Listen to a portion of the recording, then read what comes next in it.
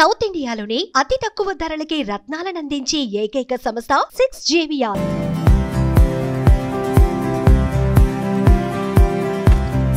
Hi hello welcome to Suman TV.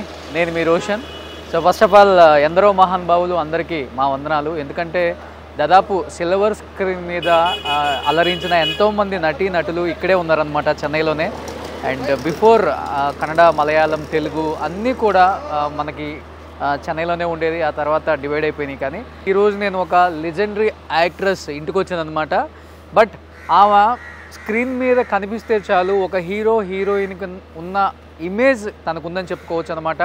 తను లేకపోతే సినిమాలు కూడా తీయమనే స్టేజ్కి వచ్చేసింది. సినిమా ఇండస్ట్రీలో ఉన్న పెద్ద పెద్ద డైరెక్టర్స్ కావచ్చు, ప్రొడ్యూసర్స్ కావచ్చు, అండ్ నాగిరెడ్డి గారు, చక్రపాణి గారు, ఇలాంటి వాళ్ళందరూ ఆమె లేనిది సినిమా తీయలేమని చెప్పారు.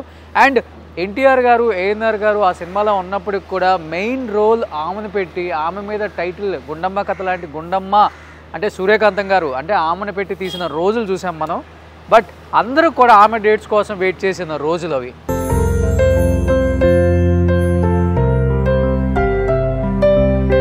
ఎందుకంటే ఎక్కడో కాకినాడలో ఒక మారుమూల గ్రామంలో పుట్టి ఆమె ఇండస్ట్రీకి వచ్చి అంచెలంచెలుగా ఎదిగే క్రమం చూస్తే, అంటే ఒక హీరోయిన్గా ఆఫర్ వచ్చినప్పుడు కూడా ఆమె నాకు హీరోయిన్గా వద్దు, నేను ఒక సపోర్టింగ్ యాక్ట్రెస్గానే ఉంటాను ఇండస్ట్రీలో, అండ్ అప్పుడే నాకు ఒక మంచి పేరు వస్తుందని ఆమె ఆ రోజుల్లోనే దాన్ని గ్రహించి ఆమెకు వచ్చిన క్యారెక్టర్ని ఒక్కొక్క దాన్ని అందిపుచ్చుకొని తను మలుచుకొని తన డిఫరెంట్ లాంగ్వేజ్, బాడీ లాంగ్వేజ్ కావచ్చు, డైలాగ్ డెలివరీ కావచ్చు, తనకు తానే సాటి తనకు ఎవరో రారు పోటీ అనేలా చేసుకున్న the one and only great actress Suryakanthamma గారి ఇల్లు అనమాట ఇది. సో మీకు ఒకసారి చూస్తే తెలుస్తుంది, అక్కడ కనిపిస్తుంది సూర్యకాంత రెసిడెన్సీ అని. సో ఇక్కడ కనిపిస్తుంది సూర్యకాంత రెసిడెన్సీ అని. ఒకసారి వెళ్ళి సూర్యకాంతం గారి ఫ్యామిలీతో మాట్లాడే ప్రయత్నం చేద్దాం. ఎంతోమంది అడిగారు నన్ను, సూర్యకాంతం గారి ఫ్యామిలీని మిస్ అయ్యారు. డెఫినెట్గా మాకు వాళ్ళ అనుభూతులు, వాళ్ళ అమ్మగారు ఎలా ఉండేవాళ్ళు, ఎలాంటి ఫుడ్ తీసుకునేవాళ్ళు, ఎలాంటి షూటింగ్లు చేసేవాళ్ళు, అసలు టైం ఎలా ఫ్యామిలీకి ఇచ్చేవాళ్ళు, ఇవన్నీ కనుక్కోమని చాలామంది చెప్పారు. కాబట్టి ఇప్పుడు నేను ప్రజెంట్ సూర్యకాంతమ్మ వాళ్ళ ఇంటికి వచ్చాను అనమాట. ఎందుకంటే వృత్తిరీత్యా ఆయన ఆయుర్వేదిక్ డాక్టర్ అనమాట, అనంత పద్మనాభం గారు. వాళ్ళ అబ్బాయి దగ్గరికి వెళ్ళి ఒకసారి మాట్లాడే ప్రయత్నం చేద్దాం. వాళ్ళ అబ్బాయి, వాళ్ళ కోడలు ఇక్కడే ఉంటున్నారు. చూడండి అప్పట్లో సూర్యకాంతమ్మ గారి ఇల్లు ఎంత పెద్దదో చూడండి. ఇక్కడి నుంచి అక్కడికి మీకు కనిపిస్తుంది. ఎంత పెద్ద హౌస్ సూర్యకాంతమ్మ గారిది. దాదాపు ఒక 1/2 ఎకర్ ఉంటుందన్నమాట సూర్యకాంతమ్మ గారి ఇల్లు. చాలా పెద్ద ఇల్లు అప్పట్లోనే. ఆమె అంత బాగా కట్టుకున్నారు. బట్ తర్వాత ఇవి ఫ్లాట్స్ అయినాయి అనుకోండి.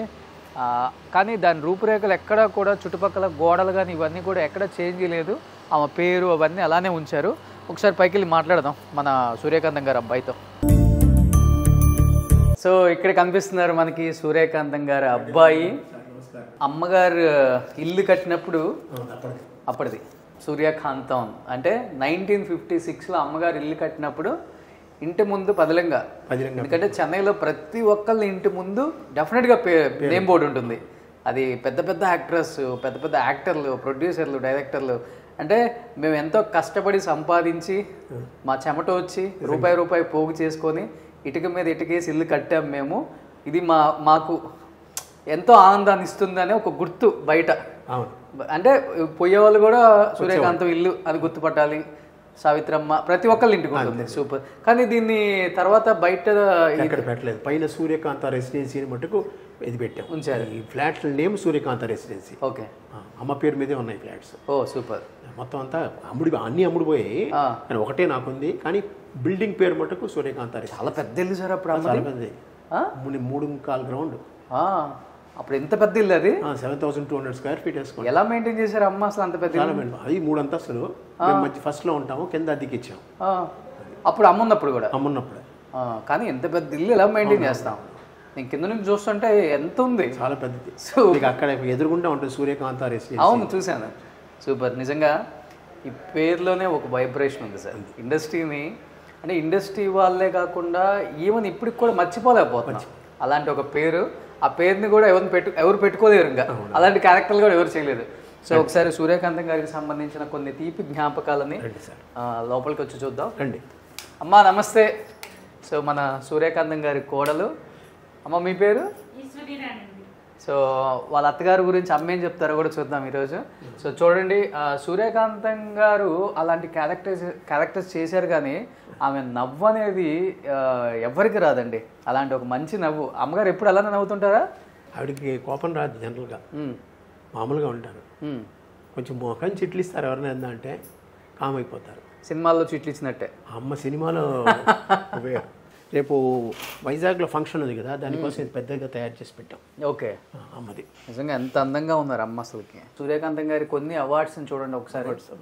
అప్పుడు అంతా వెండి బంగారం అంతా ప్యూర్ ఇస్తారు, మళ్ళా కాదు.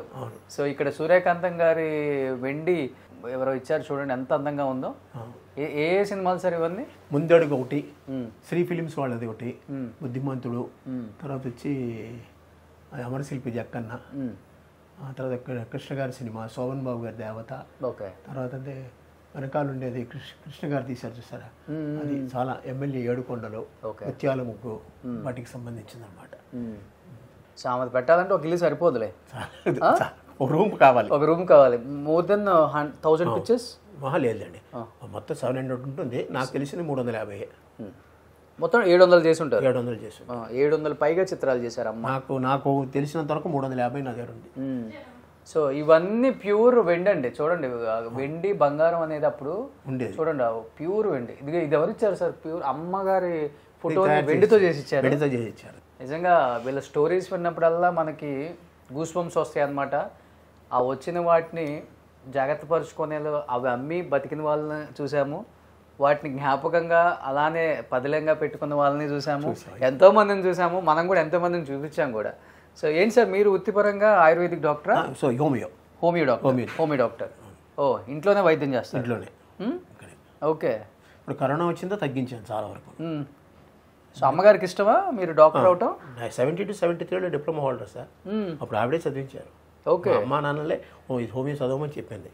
డాక్టర్ గాలి బాలసుందరరావు గారు ఉన్నారు, ఆయన మా ఫ్యామిలీ డాక్టర్. ఆయన చెప్పాడు, అనంత్ నువ్వు హోమియో చదువుకో, నీకు మంచిది ఫ్యూచర్ ఉంటుంది అంటే. మా మదర్కి ఫాదర్కి హోమియో అంటే ఎక్కువ సాధ్యమైనంత వరకు, అందువల్ల నువ్వు చదువు, నీకు కన్వీనియంట్గా ఉంటుంది ఓకే అని చెప్పి ఆయన ప్రోత్సాహంతోనే చదివాను. కానీ ఇప్పటికీ హోమియోకి ఆయుర్వేదిక్కి చెప్పాలంటే ఒక సపరేట్ పేషెంట్స్ కానీ వాళ్ళు ఉన్నారు, వస్తారు, ఇప్పటికి కూడా వస్తారు, నమ్ముతారు కూడా. మీ దగ్గర అన్ని డిఫరెంట్గా ఉన్నాయి సార్, బాగా చిన్నవి. అంటే దీంట్లోంచి మేము తయారు చేస్తాం, పిల్స్ వేసి పిల్స్లో ఈ డ్రాప్స్ కలిపి ఇస్తాం అనమాట. దానికి కావాల్సిన కాంబినేషన్. ఓకే. వాళ్ళు చెప్పిన సిమ్టమ్స్ పెట్టి వాళ్ళు చెప్పిన వ్యాధిని నిర్ణయించి దానికి సంబంధించిన మందులు 1, 2, 3 దానికి తగ్గట్టు మేమే ఇంచుమించు తయారు చేయడం అవుతుంది. అంటే మేము డైల్యూషన్స్ అన్ని కొనుక్కుంటాం, దాన్ని మేము మాత్రల్లో వేసిస్తాం. సగ్గుబియ్యంలో ఉంటాయి చూసారా, అవునవును, ఎక్కువ వేస్తుంటారు, తీయగా ఉంటాయి ఇవి మామూలుగా ఎంటీ పిల్స్. దాంట్లో మందు వేసేస్తే అది మందు అవుతుంది. సూపర్. సార్ అమ్మగారు అంత బిజీగా ఉంటారు కదా, టైం ఇస్తారా మీకు అసలు? అప్పుడు టైం ఉంటే అమ్మతోనే ఉంటాయి కదా, సినిమా షూటింగ్లకి వెళ్ళిపోవడమే కదా. అప్పుడంతా గెట్ టుగెదర్స్ ఎక్కువ కదా సార్, బాగుంటాయి. ఒకరికొకరు కలవటం, ఫ్యామిలీస్, వాళ్ళ ఇంట్లో ఫంక్షన్ అంటే వీళ్ళు చూసుకోవటం. ఇప్పుడు 4 గోడల మధ్య కాదు కదా. అప్పుడు మన ఇల్లంతా నిండిపోయేది. అయితే నిండిపోయేది. ఎవరెవరు ఎక్కువ వస్తుండే వాళ్ళు? అప్పుడు భానుమతి గారు ఎక్కువ వచ్చేవారు, జమున గారు, వీళ్ళంతా రంజీవిదేవి గారు, ఓకే, శారద గారు, వీళ్ళందరూ. సావిత్రమ్మ గారిని చిన్నప్పుడు నాకు పెద్దగా నాకు తెలియదు, ఆవిడ కొంచెం దెబ్బతిన్న తర్వాత అప్పుడప్పుడు వచ్చేవారు అంతే. శ్రీదేవి గారు వస్తారు, భారతి, అంజలిదేవి గారు, శ్రీదేవి గారు వస్తారు, గుమ్మడి గారు, జయలలిత గారు, సంధ్య గారు ఎక్కువ వస్తారు. మన సీఎం జయలలిత గారు, సంధ్య గారు ఎక్కువ వస్తారు. సంధ్య అమ్మకి ఫ్రెండ్ అనమాట. భానుమతి గారు, సంధ్య గారు అంతా అమ్మకి ఫ్రెండ్. ఓకే. అందుకని అమ్మ చేతులతో వండి పెడతారు అందరికీ.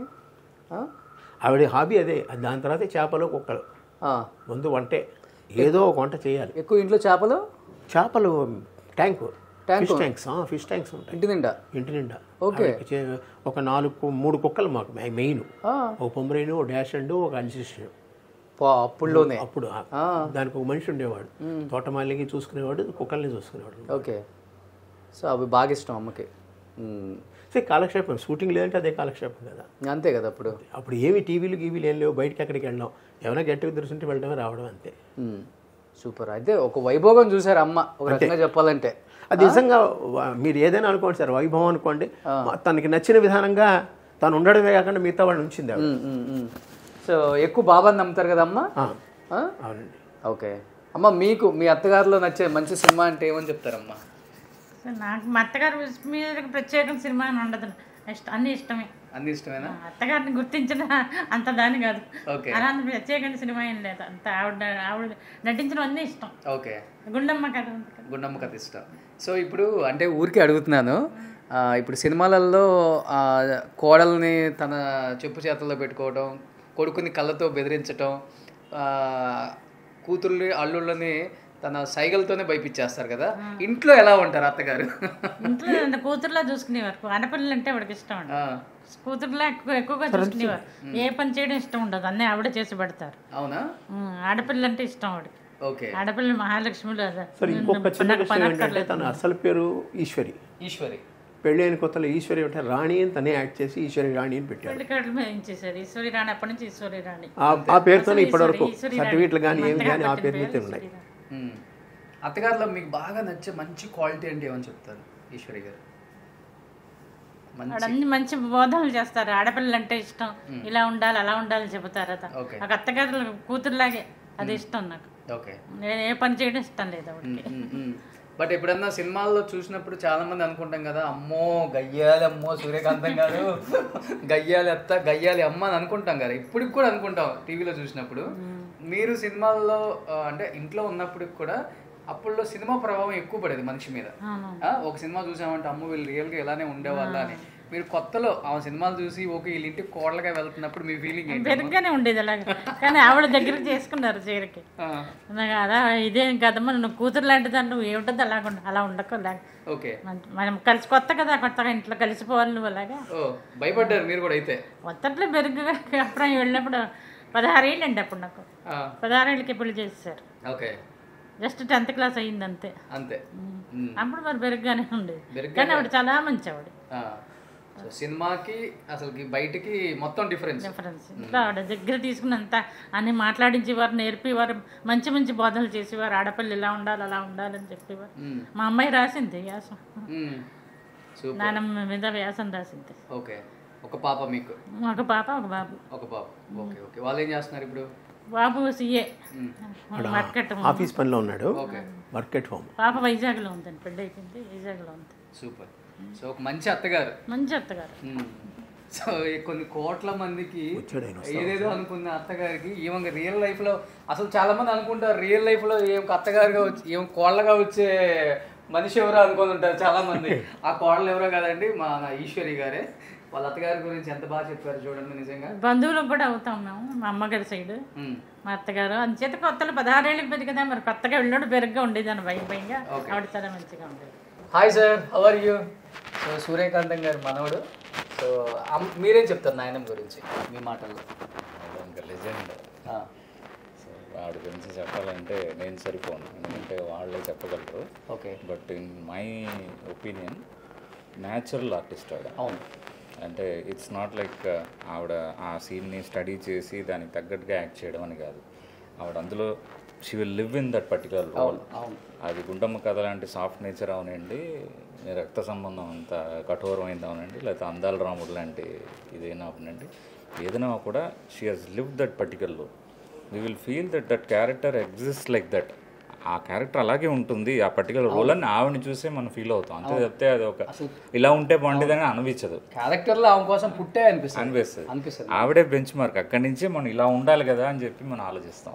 ఆ రేంజ్ లో ఆవిడ డిఫైన్. బట్ ఆమె లెగసీ ఎవరు కంటిన్యూ చేయలేదు ఎందుకు ఫ్యామిలీలో? మా ఫీల్డ్ ఇలా వచ్చేసింది అంతే. మీరు ఇంట్రెస్టెడ్ కదా? ఎడ్యుకేషన్ కూడా ఎప్పుడు చెప్పలేదు మీరు ఉండాలి ఒక ఇండస్ట్రీలో. ఎడ్యుకేషన్కే ఆవిడ చాలా ప్రాధాన్యత ఇచ్చేది. చాలా మంది ఎడ్యుకేషన్కి హెల్ప్ చేసింది ఆవిడ. నేను నా చైల్డ్గా ఉన్నప్పుడు కూడా చాలా మంది ఎడ్యుకేషన్స్కి హెల్ప్ చేసి ఆవిడ చేయడం చూశాను. ప్రైమార్డియల్గా ఆవిడ ఇచ్చిన వాల్యూ వచ్చి ఎడ్యుకేషన్ సిస్టమ్. అందువల్ల వెళ్తుంటారు ఎప్పుడన్నా సెట్టింగ్ మీరు? నేనే ఎక్కువ స్టూడియోలోనే తిరిగినాడు నేనే. నేను చిన్నప్పుడు ఉన్నప్పుడు లాస్ట్లో 1/2 ఆవిడ వెళ్ళింది మాకు చెప్పారన్నమాట. ఆ 1/2 సినిమాకి వెళ్ళినప్పుడు మాకు తెలుసు. సో వీవర్ కిడ్స్ అన్నమాట ఇన్ స్కూల్. సో నానమ్మ సినిమాలలో అంత గయ్యాలి క్యారెక్టర్స్ చేస్తారు కదా, చిన్నప్పుడు మీకు భయం వేసేదా నానమ్మ క్యారెక్టర్?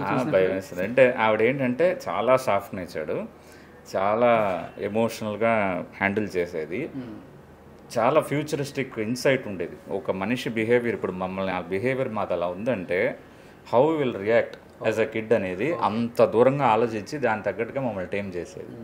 సో అంత దూరపు ఆలోచన వచ్చి అది పోన్ వయసు అవుతున్న కొద్దీ ఐ రియలైజ్ అంటే అందరినీ కరెక్ట్గా అంచనా వేసి ఆవిడ మాట్లాడుతుంది. అలాంటి వ్యక్తిత్వం ఉన్న ఆవిడ, చాలా మంచి ఆవిడ. ఎవరినైనా ఫుల్గా అర్థం చేసుకునే మాట్లాడుతుంది. అందుకని అలా కాకుండా ఆ సందర్భానికి అనుసరించి మాట్లాడడం అనేది కాదు. వాడు ఎందుకు ఇలా మాట్లాడుతున్నాడు, దాని వెనకాల ఏముంది, ఆ బాధ ఏమిటి అనేది అర్థం చేసుకుని మాట్లాడేది. గ్రేట్.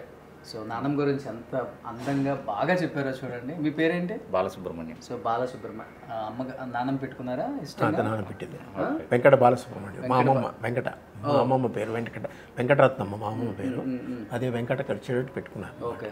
నిజంగా నేను నాకు మా తాతయ్య పేరు పెట్టారు, చాలా మంది వాడికి వాళ్ళ అమ్మమ్మ పేరు పెట్టారు. సినిమాలలో నెగిటివ్ గా కనపడే షేడ్స్ ఉన్న క్యారెక్టర్స్ అందరూ కూడా రియల్ లైఫ్ లో చాలా soft soft soft soft soft.